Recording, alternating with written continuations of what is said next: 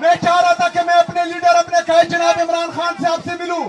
جس دن میں نے حلف لیا, میں نے کہا کہ میں تمام آئینی اور قانونی طریقے اپناؤں گا, میں جاؤں گا عدالت. میں عدالت گیا. اس سے پہلے میں نے پنجاب حکومت کو اور وفاقی حکومت کو لیٹر لکھے کہ مجھے اپنے لیڈر سے ملنے دے. میں نے وزیر اعظم صاحب کو کہا کہ مجھے اپنے لیڈر اپنے قائد سے ملنے دے. عدالت نے پرسوں حکم دیا, کل حکم دیا کہ مجھے عمران خان میرے لیڈر میرے قائد سے ملنے دیا جائے, لیکن مجھے ملنے نہیں دیا گیا.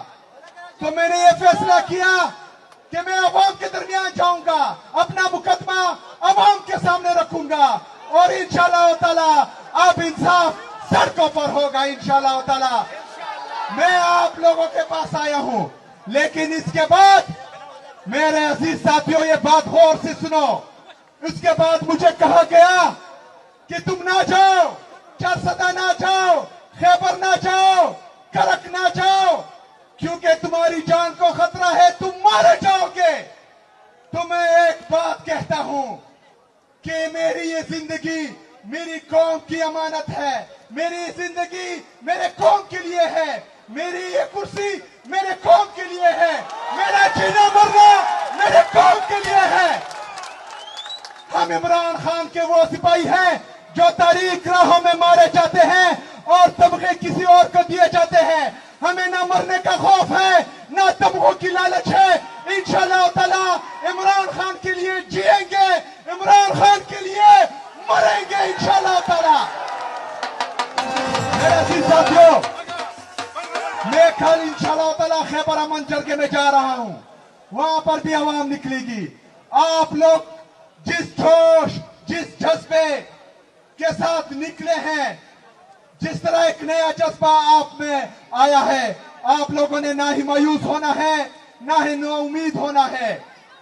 انشاءاللہ تعالی ہم اس ملک میں حقیقی آزادی کے ذریعے آئین اور قانون کی بالادستی بھی لائیں گے, اور ظالموں کو, فاسقوں کو اور ان لوگوں کو جس نے اس ملک پر, اس قوم پر ظلم جبر کیا ہے, ان کو انصاف کے کٹہرے میں بھی لائیں گے انشاءاللہ تعالی.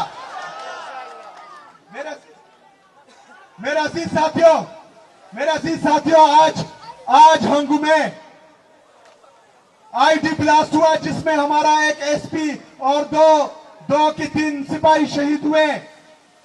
یہ وہی پالیسی ہے جس کا بار بار ہم ذکر کرتے ہیں کہ یہ بند کمروں میں فیصلے کرتے ہیں.